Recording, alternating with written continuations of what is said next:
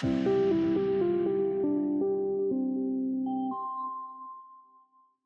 good morning, everyone, and welcome to Conversations on Retail. My name is Matt Pfeiffer. We're so excited to have Alex McCoy back to continue her series on digital transformation. And today, Alex welcomes Kevin Miller, the Chief Marketing Officer from the Fresh Market. We're so excited that he's here. Just a couple of housekeeping issues before we get started. First of all, this is intended to be a conversation and not a presentation. So if you've got questions or comments to contribute, we hope that you will join the conversation, and you can do that by clicking on the Q&A button in Zoom and submitting those questions and comments in writing, and Alex and I will help to moderate those as we go.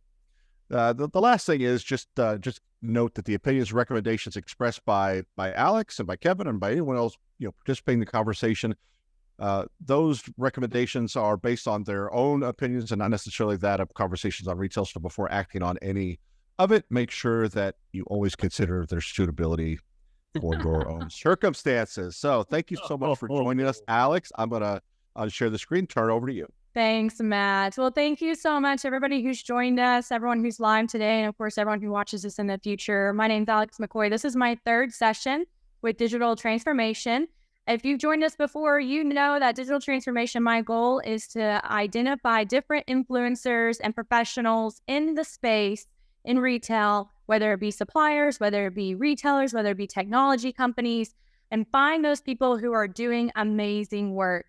Kevin Miller is CMO at the Fresh Market, and I came across Kevin. Well, Kevin, I've been following you on LinkedIn for a while now, but I saw you live at Shop Talk this past show, and I was just blown away by a few things. Number one, your enthusiasm is contagious, and I know we're going to talk some about what you were sharing with on that stage today in terms of where you've taken the Fresh Market, where they started, where they're at today, and where you're hoping to go in the future. But the second thing was just your thinking about marketing was so unique to me. And I wanted to bring Kevin in today to share some of the ways that he thinks about this, but also too the way he's leveraging technology in this space to really innovate the Fresh Market to be not only relative to the consumer base, but even pushing this consumer base into thinking in new ways and capturing that conversion and creating a loyalty base that's just not seen in this space. So Kevin, thank you so much for taking time with us today. Hey, Alex, thank you.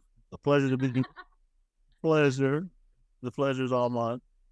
We're so excited to have you here. So Kevin, tell us, before we dig into retail media networks and shoppable commerce, before we do that, I'd love for you to level set with our audience. Where was the Fresh Market whenever you came in, and where are we at? Yeah. So I came in, I was the Chief Marketing Officer for Natural Grocers for 4.5 years. And in 2020, I got a call from the for the Fresh Market. I was for the CMO job was they were looking for someone. And as I dug into the background of the Fresh Market, the brand, the opportunity, and the opportunity was really about a turnaround. They were privately owned by Apollo Global. And so I took a good look. I talked to the CEO.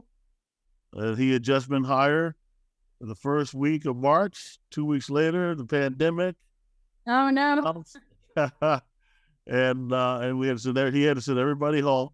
He was looking to redo his executive team, and I was the first guy he hired in May of 2020, so that we can exercise a turnaround of the Fresh Market. The Fresh Market had been rated the number one worst company in America to work for by Glassdoor. And when I talked to Jason, he had this vision. Next page, please. And his vision was to become one of America's most loved brands. And I thought to myself, oh my goodness, why would I want to go work for the worst company in America to work for? And it's because of this vision. Because our CEO had a vision that involved America, love, and brands. I was like, hey, this guy gets it totally. That's what food is about. That's what hospitality is about. That's what retail is about. Let's go make this happen. Let's get it done. And so that's how I got to the Fresh Market. Amazing. So during the last 2 years, Kevin, I mean, I'm going to jump to conclusions over here. Next slide. You've achieved some of these benchmarks that you were reaching for. Yeah. We got behind that strategy. We tried to focus on going back to our core value proposition to the customer, which was to make everyday eating extraordinary, and do that by having a reputation for the best service experience, as well as a reputation for the best fresh food, quality and taste. And really focus on those two areas, not try to be everything to everybody. We know we wanted our experience to be one based on joy and anticipation. So you get as excited about coming to the fresh market as you would about going to Disney World. and even get excited just thinking about going to the fresh market, because you knew you were going to get a great shopping experience and discovery and a curation of the world's best fresh foods. And it wouldn't be drudgery. It would be joy and anticipation. And then obviously on the product side, we want to curate the world's best fresh foods, make them available to our customers in their own neighborhood. So we all worked on that. It wasn't all marketing by any stretch of the imagination, of course. The operators got behind the vision. The merchants got behind the visions. Everybody got behind the vision. And we looked up 2 years later, or a year later, and we were voted the best supermarket in America. So we were like, whoa, that's awesome. We're not stopping here. And then the next year we looked up and kept going, and whoa, we won it back to back. So we are the 2-time reigning, undisputed #1 supermarket in America, as voted by the people. Not by some panel that I'm sure all the guys here are all on their judging panel. This is by the people. We're going now for a 3-peat. So in August, they're going to do it again. They're going to set the poll out for 2023. So we feel we have a good chance to 3-peat. That's amazing. I'll be sure to cast my vote. Please, everybody. We need every vote. Yeah. Everyone on here, no, we're not hinting or anything. We're just suggesting you go take a look at that and go cast a vote. So tell us, before we dig into shoppable commerce, which I'm really excited about the firework capabilities that you've been leveraging. I'm really excited to share with our listeners some of the learnings and projects you've executed. But before we do, you and I talked about, let's level set our understanding in RMN and media measurements, right? So tell us and educate us, if you will, how did you do this the last 2 years, and going on your 3rd year, Kevin, what are some of your best practices or theories around media measuring? Yeah, I got a couple of slides here, guys. So let's take a look at the next one. All right, so we all agree that media measurement matters. And I'm more than 30 years in this business, and I spent a lot of time with media companies like Disney and brands like Subway and McDonald's and all these really important brands. Spent a lot of time working with media companies. So media measurement does matter. And I'm going to tell you the story about why I want to talk about this today here in the next few slides. Okay, so next, we all agree to that. All right, but what about all those different media metrics that are out there? Let's take a look. Aha. There's lots of them. There's lots of them, we all know. I even threw some GRPs and TRPs on the end for all the old schoolers out there. We need an acronym key over here for non-marketers. You can go in the Wayback Machine and look at those things. But you know, I would ask the audience out there, if your boss gave you $1 million and told you to go off and bring him a shrubbery, meaning if he had $1 million spent on any one of these KPIs, which one would you spend? Would you bring your boss back $1 million worth of view-throughs? Would you bring him back $1 million worth of time spent or likes? I bet you do the same thing I would, and look at that big C. And the big C is the king of KPIs. Next slide. Because it's the closest time. That conversion equals cash. So if he gave me $1 million and you brought him back $10 million, then you'd have a fantastic conversion rate. That would be the ROAS, of course. So that made me think, if all KPIs aren't equal, are all conversions equal? Next slide. Now tell me something about this. If all conversions are equal, what are you questioning whenever you ask that? Let's say are they all the same value? When someone actually buys something from you, is it equal in terms of that consumer? What, are they an equal consumer about as far as value to you as a company or as a brand? Got it. So you're beyond just the transaction amount. You're thinking about the actual consumer and what they mean to the brand. All right. I like him who says no. All right. I got some I got some participants now. I'm really excited. Okay, so let's go to the next slide. We're all great marketers out there. So you have to create these conversions. You can't expect customers just come in and give you money, right? So we're all great marketers. And when you look at the purchase funnel, first you have to create the awareness, then the consideration, then the actual conversion. There's all kind of marketing strategies that we all apply throughout the funnel on the left side, and as well as there are enormous number of media tactics out there that we all have at our disposal. What's really interesting about media tactics is it's always cumulative. In other words, we went from the Sears Roebuck catalogs and billboards to print, to newspaper, to radio, to TV, to digital, to social, to mobile. But the TV and the radio and the catalogs and the direct mail, they're still there too. So now there's AI. And so there's always the media tactics and strategies continue to grow. So here's the thought. Is there more beyond the conversion when someone writes you a check or puts their money on your e-com site? Is there more to it? And my proposition is that there is. Let's take a look. There's that loyalty thing and the advocacy thing. Sure. In the old school, they call it word of mouth. Sure. That's the best advertising. So how can you take the conversion and understand the quality of the conversion so that you're able to drive better, faster, cheaper? No, I didn't mean cheaper. Better. It's okay. We'll edit that out.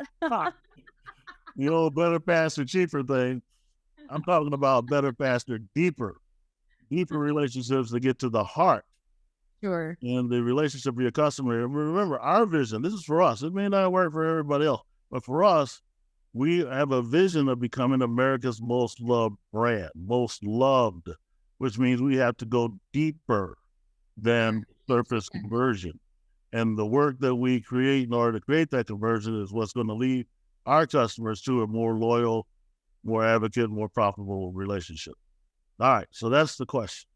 How can we create a better conversion? Next slide. This is where I'm starting to share. So as part of our turnaround process, the previous chart where we showed all those marketing tactics and all those media tactics, I'm gonna tell you guys, we tried everything. We did all those things and we were pretty successful at it. We created a new magazine for the top of the funnel and we won an award for innovation. In the middle of the funnel, we reimagined our curbside experience. And so it would be full of fun and anticipation, not just drudgery, because we want to be America's most loved brand. And that was recognized. We even have part of the renovation.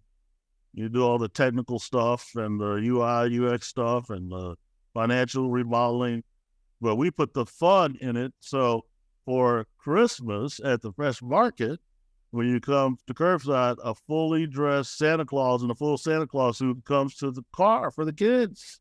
That's really cool. That's super cool. And it definitely supports the most loved brand. Yeah. You're not going to get Santa Claus bring your curbside orders anywhere else. And that works so great that we have the Easter Bunny. Yeah. The Easter Bunny during Easter. actually comes to the car with all the personal shoppers have their Easter bunny ears. We said they have the little bunny noses, a green vest, and everything. So we do it right. So all those things were great, but that was all in the physical world, So the physical world versus the digital world, digital. We saw, and then we stumbled upon Firework as we were looking to help improve our e-commerce results, because e-commerce in 2022 was beginning to flatten out after COVID, after pandemic. So e-com was flattening. TikTok was becoming a thing, and the board members, we need TikTok. We need TikTok. That's the answer. And so we looked to see what were the different opportunities as far as video. I was lucky enough to get introduced to the incredible team at Firework. I was educated by them in terms of the importance of shoppable video and live commerce. And so we tried that for the whole 2022. And what was very interesting, here's what's led me toward this all conversions are created equal theory. I hope somebody from the IAB is out on this call. Is that we found that the shoppable video and live commerce was fantastic for storytelling, and also it had a full funnel impact. So those platforms allowed us to make to inform customers in terms of driving awareness and also educate them, and then also once we had them educated, the quick path to purchase through e-com. So that was something that really kind of stunned us when we did all the tests, that the shoppable video and live commerce was something that was really kind of great. I actually thought our customers would reject this type of content, and they did not. So let's see what happened. So hold on, Kevin, I have a question real quick before we move on to the next slide. My first question is, how long did it take before you were like, okay, this is winning? How many campaigns, or how many times in terms of months or dollars did it take to test this initiative before you're like, check, we're going to keep this one? Yeah, man. So great question, Alex. So when I was doubtful, so I asked the Firework team, I said, look, I understand all that, but can you capture the essence of the Fresh Market brand? The special occasions, the joy, the anticipation, in a short form shoppable video. So that was in November of 2021 when we first started talking to these guys. Mm-hmm. And they took the challenge. They went away and created a piece called Home for the Holidays. And it basically was all about the warm, gushy feelings you get when family and friends come home and the soldiers come home. When grandma's there, it was our version of the Clydesdale. Budweiser whips out the Clydesdale every Christmas season. They trot through the snow to the house on the hill, and everything's wonderful, and they never even show you a beer. And so they created an image like that. We put it on our social owned platforms. We did maybe a little bit of a media buy. I don't think too much. And we found when that hit, there were over 50,000 hours of viewing time on that one piece of creative. Wow. in one day. So it was like the equivalent of 23 days worth of views. We were like, oh my God, that is pretty magical. Let's try more.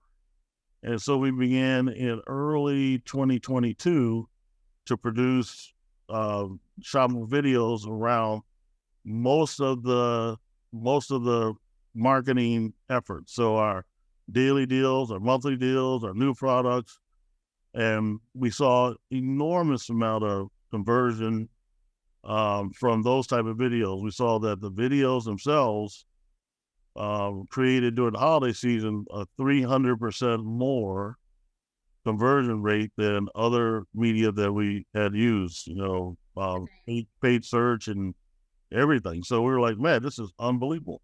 So we leaned all in, and we converted all our own assets to shoppable video to improve the experience. Yeah. Well, you answered my next question. I'm sure it's coming anyways. Maybe we need to hit next slide. But my next question was, where is this content going? Where are people shopping and seeing the shopping commerce at? Yeah. I think I have a slide for that. Perfect. There it is. What a team, Alex. All right.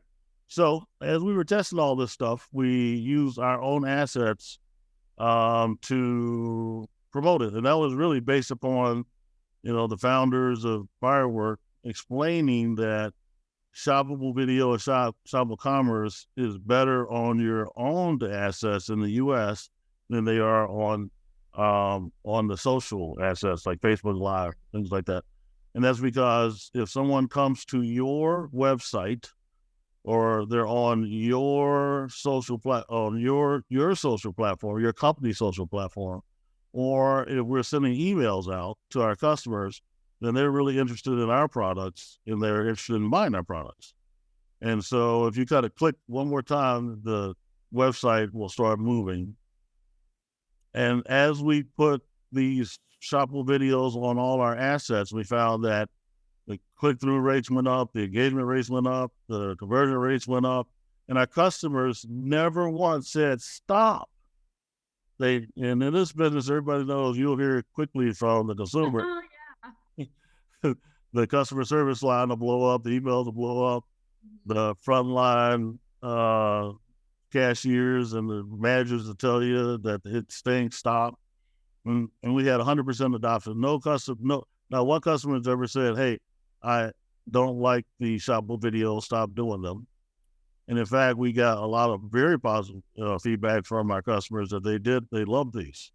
And so we were able to push this out, and we saw an enormous amount of conversion, and we were looking at our metrics. And so what was interesting about the metrics was each month, each quarter, and practically each month, they would go up. So time spent consuming this content would go up, view through rates and all those things would go up. So they were embracing them even more and more every quarter and every month and every quarter. So then we were like, okay, let's take a look at the results. That'll be the next page.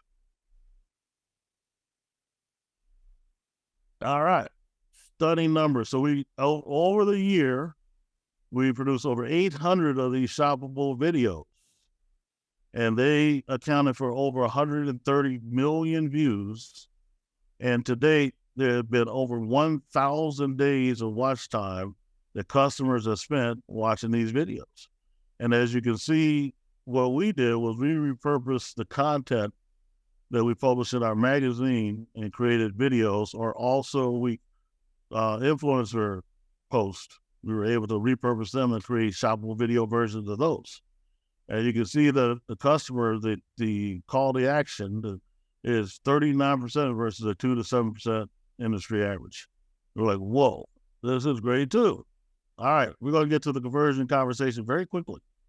So from here, the next advice was, hey, if this is working so well, let's see if we can move on to live streaming and creating actual live shopping shows for the fresh market. Ooh, that's really being a big thing that's happening in China, not happening here. Mm-hmm. Why do I say that? Next slide. No. Okay, this is my chance versus romance. So I'm getting to the conversion. So would you then, and we're seeing all this enormous engagement and that customers are spending like days and hundreds and thousands of days watching this stuff. So something has to be happening here. And so this get me thinking, are all conversions equal? Would the conversion you get when someone happens upon a search term from Google search or a banner ad, or even watch an ad on Facebook for 3 seconds, is that person that actually buys because they clicked on that the same customer that you'll get if you've actually been romanced by the fresh market on one of these live stream experiences or one of these videos? They're gonna their mindset. They're gonna be like, oh my God, I am in the mood to buy. I gotta tell you, I'm a lot more engaged whenever I'm a man. So romance, then I gave a chance. It's like, that's what's going on here, That's a reminder, these views are not reflective of conversations on retail. That's over here going, edit. That's right. Okay, let's move to the next slide. Keep that in mind, people. Keep that in mind. All right, so here's what I was thinking that maybe we should at least test this stuff. So live shop, most people probably haven't seen an actual real anything in the U.S. that looks like this. No videos look like this. No ads look like this. No banner ad, outdoor, blah, blah, blah, blah, blah. Doesn't look like this. So look, what that is an actual live stream in China. All right, let's take a look at the next slide. There's a lot going on in that image too. Yeah, man. And so look at this growth. So this growth is from 2019, $62 billion were purchased by people actually watching those live streams to this year is projected to be $623 billion worth. Oh my Lord. It is huge. The entire e-com business in the U.S., all e-com business is like $1 trillion. And they're generating 623 just from live shopping in China. It's 20% of the total e-com business over there. All right. And guess what they're live shopping? And a 1. And a 2. Reveal. Next slide. This was a report that McKinsey put out a week or 2 ago about what's going on. And it's interesting. This stunned me because all the live shopping data I looked at before over the last 2 years while we've been testing this showed that it was clothing, the footwear, skincare, hair care. This report that they just completed, groceries popped to number 1. Now let's break this down for a second. So we're comparing China and the U.S. Clothing's number 1 for us, along with Europe and Latin America. Skincare, fashion accessories, body care, hair care. Is this because those categories are just more advanced and more prepared to capture that consumer, and so therefore the opportunities there, and groceries just not caught up yet, and so maybe in China versus that grocery opportunities there? Is that fair? Is that, I mean, it's an assumption, but do you agree with that assumption, or what is your? It's not a different consumer necessarily, it's just the opportunity is different. Well, I think that again, live shopping is a lot like QVC on the and these are the type traditional categories that people shop like on TV or on the internet for clothing, footwear, skincare, that kind of stuff. Really interesting because, now that I'm thinking about it, while I'm scrolling, I don't scroll a whole lot, but I do scroll through Instagram some. I see tons of ads and some live shopping for HBA products, but I don't see it for groceries now that I'm thinking about it. Right, because we're leading the charge here. Okay. Right. So, and whether I share this or not, it's coming. So I'll guarantee you, for the folks who have not looked at this yet, and for no matter what your category is, within the next year or two, your boss is going to say, like the board said to us last year, what about TikTok? What about TikTok? They're going to start asking you, what about live shopping, live stream? On your own properties. Yeah. Capture data and pull it into your funnel and site and life cycle. That's right.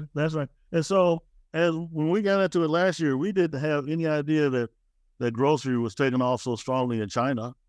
Mm-hmm. It was something to see if we could make that case work for our customers. And we felt like we could because the fresh market is very special. We're a specialty grocer. It's all about love. It's all about joy, anticipation. It's all about discovery.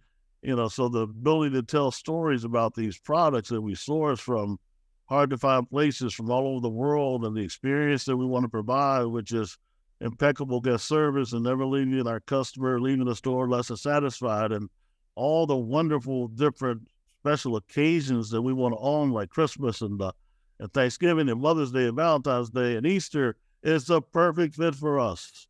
Yeah. If we can tell that story in those wonderful ways. And then we were seeing with the video that as we told the stories in that way, which is going to be part of my new equation, that they were actually going and creating the commerce and driving significant sales.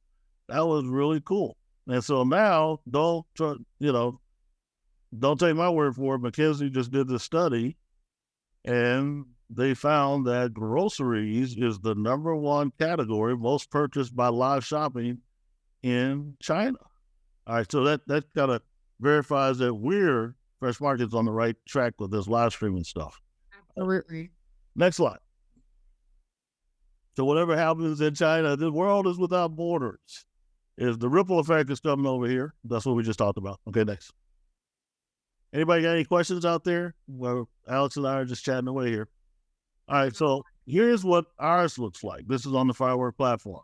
So what you see here is our guest host, who is Anna Rossi. She's one of those Top Chef alums who've been on that. She's wonderful. She's a tremendously energetic person who personally shops at the Fresh Market and loves it to death. And so she did a Thanksgiving Day special live stream that was over an hour last year on thefreshmarket.com. You see on the left side, there were over 8,000 viewers that watched this show live. And what's really cool is you can see that it's a social live experience. So this is from people all around the country, and they're basically creating word of mouth interaction with thousands of others, and they're embracing the product, the presentation. It's incredible how they interact on the left side.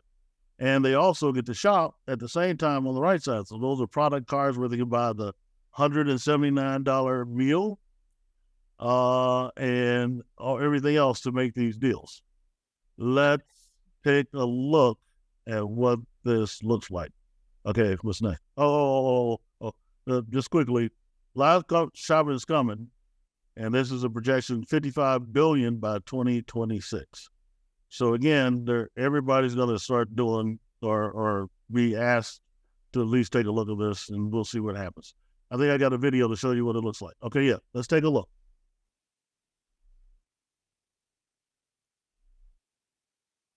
No audio.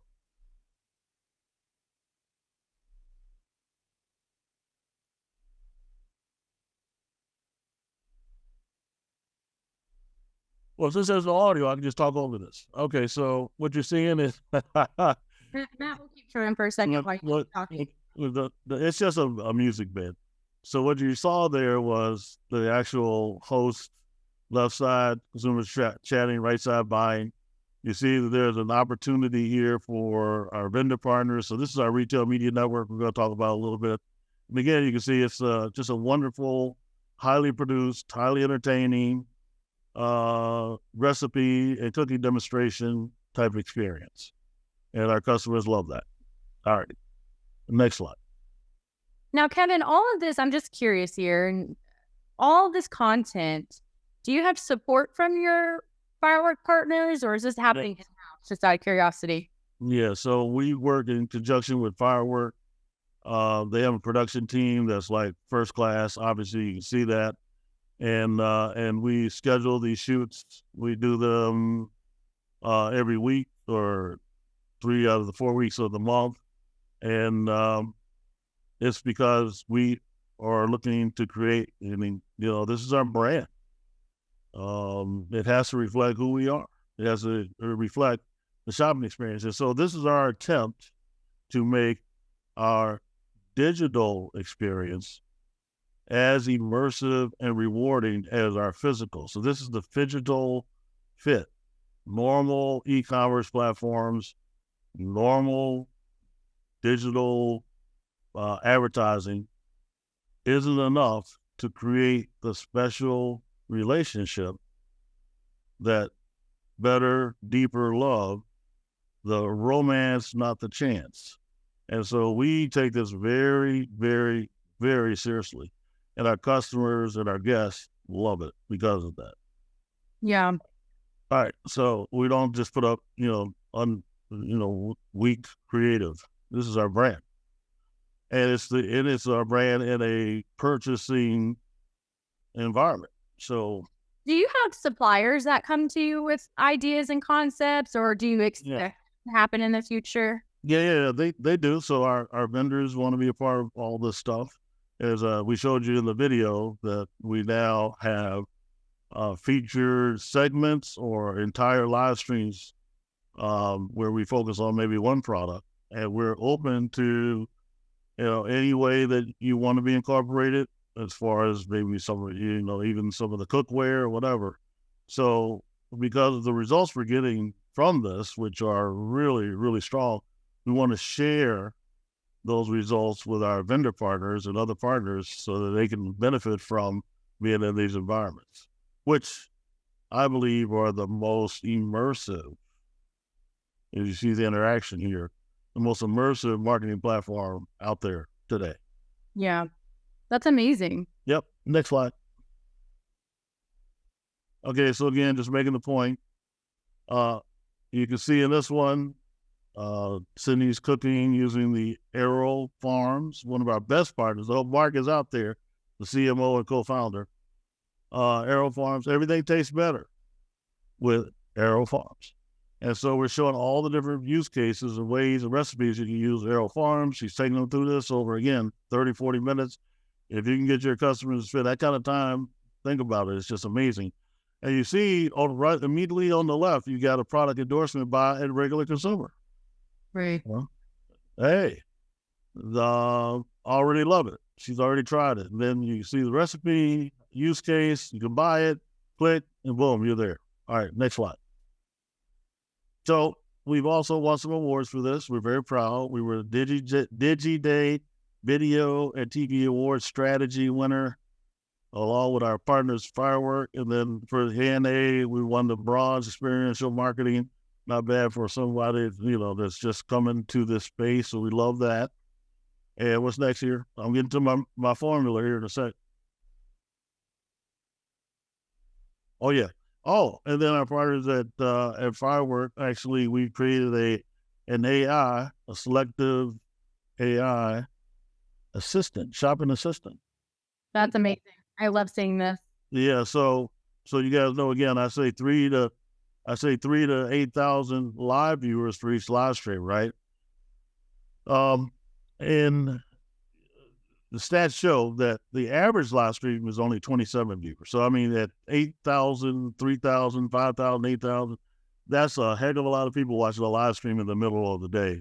So the scale is enormous. But where we get the big scale is that we immediately record and we rerun those live shopping experiences across paid media, across our own assets. So the vast majority of the viewership is not live. The vast majority of the viewership is in the rerun for like a 2 to 3 week period after each live show. And they average anywhere from 200,000 views to almost 1 million. We got almost 1 million views of that Thanksgiving show because during Thanksgiving. And so those are like little mini Netflix shows after we rerun them. So what the difference between the live and the rerun was during the live broadcast, live streams, they're actually moderated by us and we answer questions, in real time. And with all that viewership after being individually streamed by individuals at their leisure, there was no way for us to answer questions if you watched the live stream.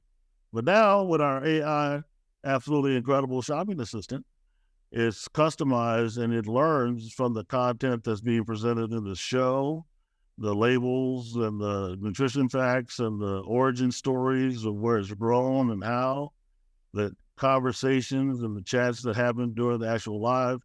And then it's able to play back in the voice of the brand and the tone and feel of the brand.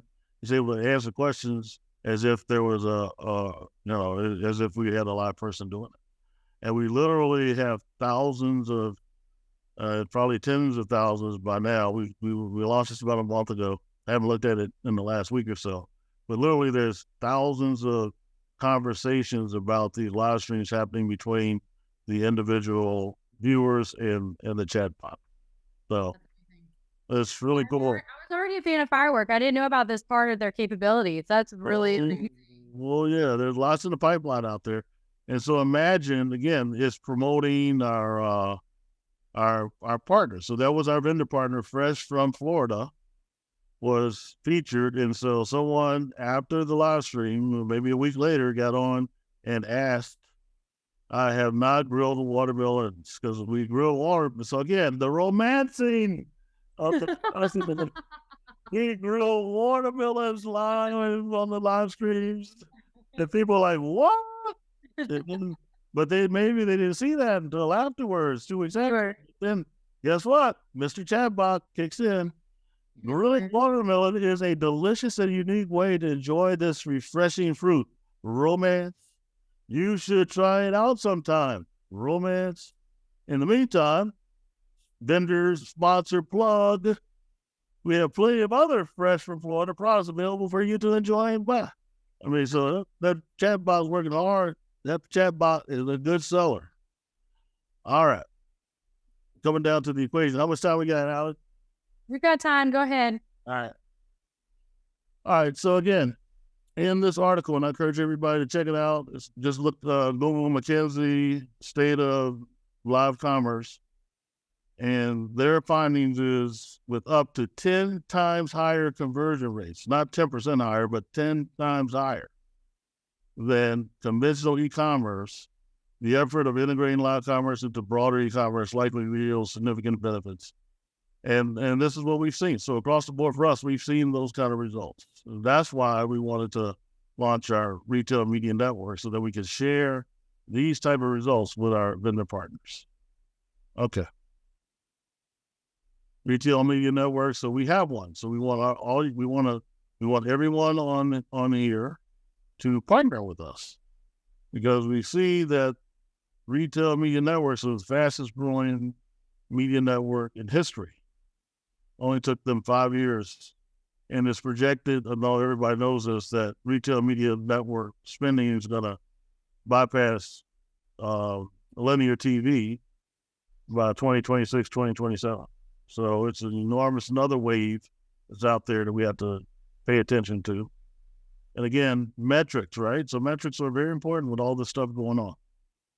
And so we launched our shoppable video, live commerce, retail media network. We're not trying to sell search terms and things like that. We can, and we will. We're still building it up. But the one thing that differentiates the Fresh Markets retail media network is it's all anchored in shoppable video and those incredibly immersive, romancing your product environments. So we think we're highly differentiating in the retail media network space, and that we have something that's really special that's not available anywhere else. Okay, let's go to the next slide. All right, and so does the ANA. That was pretty cool. Yeah, the ANA had their first retail media fair a couple of months ago. They featured all the big guns. I'm sure a couple of you guys are out there on this call as well, but they featured Walmart Connect, of course, Amazon, Kroger, and the Fresh Market. We were selected as one of the 5 or 6 retail media networks that the industry should pay attention to. That was we were very humbled by that. That's really great. And so what does this all add up to? So we'll save some time. Is the new metric. The theory. You've seen it here first. And that is the immersion conversion. And immersion conversion is, if through all this, if you can get customers to spend more time on your media platform, and while they're there, you can entertain them so they won't click out. And that information and entertainment is full of information they really care about, because you're on your own assets. So they're there because they want to know more about you, right? Otherwise, they wouldn't be on your website. So if you can not just give them something to click here for $1.99, this and that, but really entertain and inform them, and at the same time, shorten the path to purchase. You will drive a deeper relationship, a more personal, more loyal, and therefore more profitable customer, while you achieve that brand love, as we want to be one of America's most loved brands. All right, so I'm looking for people to join me in immersivity of a conversion, not just a quick conversion. I'm going to bridge us into some questions that we had. So where you just ended, and you were talking about I lost my train of thought because I was looking at the slide. Sorry. Emergent conversion. Yeah, Matt, can you throw that back up? So looking at how you're protecting your own share, sure. But did you do anything to go out and pull share to your site since you were putting all of the shoppable commerce on your site? How are you drawing in new audiences, competitors share, et cetera, to bring new shoppers to the fresh market, leveraging these assets? Well, we've seen that. So we track the attribution from folks who watch these shows and from our paid videos, shopper videos, and we found that 80% of the customers that have actually purchased items on our e-com platform that come from these videos, 80% of them are first-time customers or first-time visitors to those e-com sites.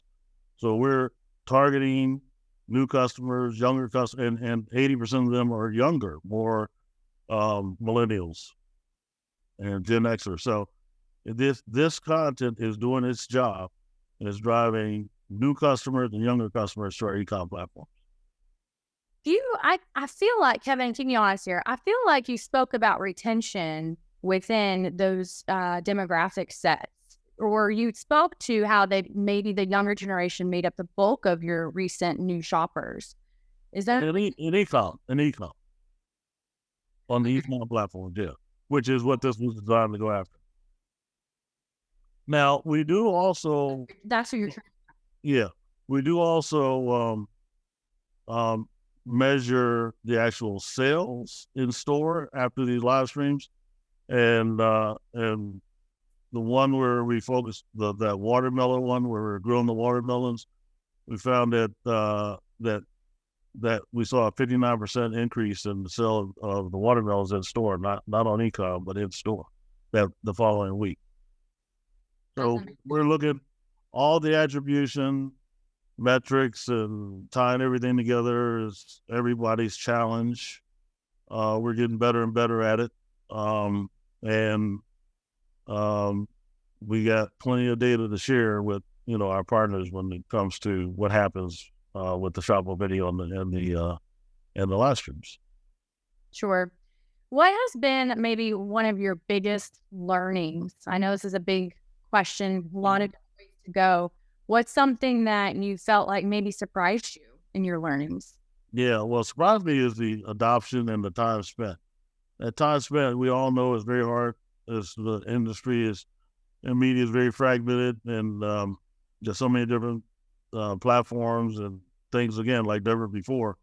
And so the ability to capture the customer's attention and provide something that is of value that they're willing to spend their time with and then actually act upon and drive sales, that's pretty surprising to me. And the fact that the metrics are higher in terms of the KPIs, all those KPIs are higher with this type of marketing platform than anything I've seen before. That really surprised me. The other thing that I would encourage is, though, we didn't expect this. So you gotta try. You gotta always have. You always have to test things. Mm-hmm. Test. Try, and you'll never know what you're gonna find. That's amazing. From the last question, I have a follow-up. Someone's requested you to dig a little bit deeper. Can you give an example? Maybe I'm going to reiterate your question here, but kind of reword it as well. Maybe just give an example, Kevin, of something your team went out to do off-site to drive new customers' awareness of Shoppable video on-site. Can you give one example of a campaign that you launched off-site to draw attention, or was it maybe SEO marketing on Google, or how did you bring those 80% new shoppers onto site? Well, again, we on our media buys, we target different demographics and different lookalike audiences and different profiles. So the media was targeted to the new customers, the lapsed customers, new as well as the proper age groups, and then that media was placed on the proper platforms. Okay. So that, and as opposed to a regular video ad, or we put shoppable video. So that's the difference. So we have another question. I feel like this question was answered a little bit, but let's dig a little bit deeper. Dan's asking, what have you done to harness the voice of the shopper weaved into the video? So I know we saw the chatting, right? We saw the live comments, loved that. Maybe he's also commenting, what about maybe user-generated videos? Is there a plan to incorporate that, etc.? Yeah, so we do that now but again, this is the voice. This is the voice of the brand. This is our representation of the brand in this digital platform. So we work with Maverick, which is a platform that allows us to recruit influencers, micro influencers, and we give them a brief every month, and we tell them the types of new products or messages or deals or promotions that we want them to talk about. And then we provide them with some content. So, the same content that you see in these videos, we provide them. They go out, they shop in the stores, they create their videos, and the ones that pop, then we screen them, and then the ones that we like, we post on our social platforms. And the ones that respond, they get a ton of engagement, ton of views, ton of likes. Then those tell us, hey, that's potential for a live shopping video. The generic, the organic, customers are responding very well to this. So then we take that video that they produce for Instagram, and then we repurpose it and put it on the Firework platform to make it shoppable, and then we push it out. And then it does well because we know that the way that they handle that content, customers were really interested in. That's amazing. So you're able to do a little bit of vetting. Yeah, and we edit it. So the content, the message, the feel of the brand is exactly the same, whether you see it on a shoppable video, an influencer post, our magazine ads, our emails, it's all the same. So here's a follow-up to that a little bit further too, is the next part of it is that word of mouth that you spoke to, Kevin. And we saw them in their comments. Those can be essentially used as reviews, as you stated, like this is testimony to that product. Right. Are you able to in any way harvest that information and use those as reviews to your? I don't believe we make anyone sign a release. Oh, Alex froze. Yeah. So the answer would be great idea. And the follow-up would be, thank you for the idea. We'll go back, think about it. We're Drew Cashmore. I'm going to start. I don't want to know who that. I don't want to know who asked that question, so I will have to give some royalties on when that. Don't tell me who asked that question. Well, yeah, his shopper advocacy delivers the highest conversion, right? So just thinking about the reviews and how using this asset to strengthen those. And then one more question, Kevin. I know we're just a couple minutes past time, but it's still before the hour. So Elizabeth wanted to have more information around you using celebrity marketing in your shows. So maybe if you want to give an example for a celebrity influencer you recently contracted, what did that process look like and what was the success? Yeah, so we can't afford Rihanna or Kim Kardashian.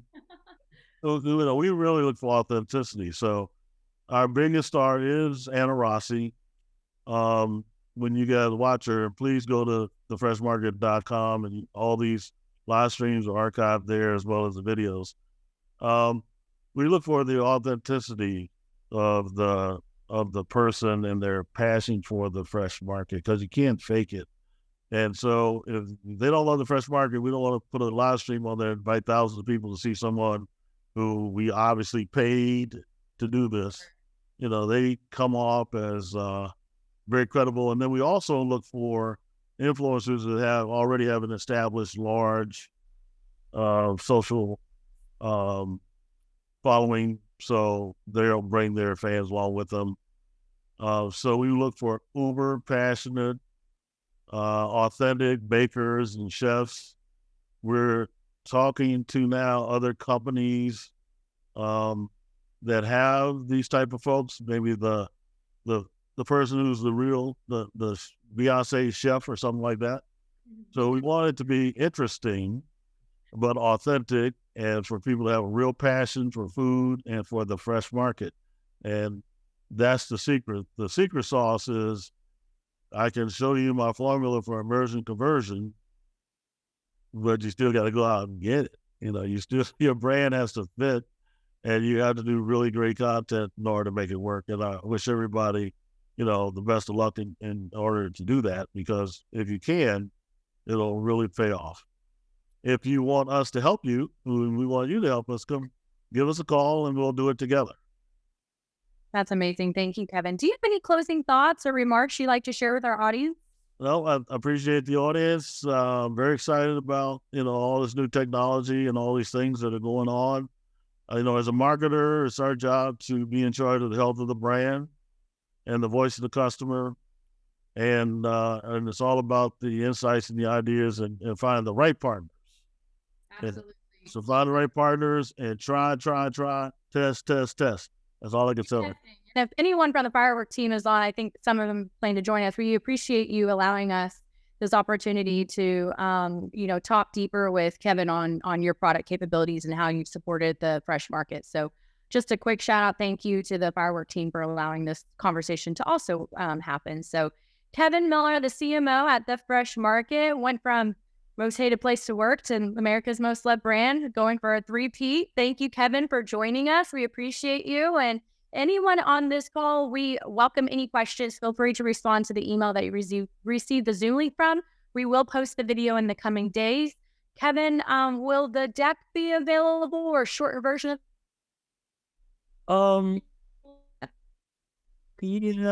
Maybe. Video up. Have the video up. Have the video up. So thank you so much. Thank you, Kevin. Alrighty. Thanks, guys. Everybody. Bye.